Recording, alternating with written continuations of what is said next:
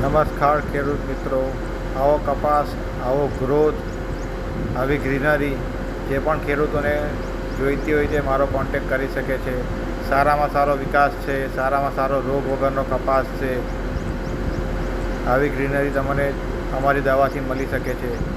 તમે કોન્ટેક કરી શકો છો. સારામાં સારું ઉત્પાદન 20 થી 40% ઉત્પાદન વધારે છે. અમારી કંપની જૈવિક છે.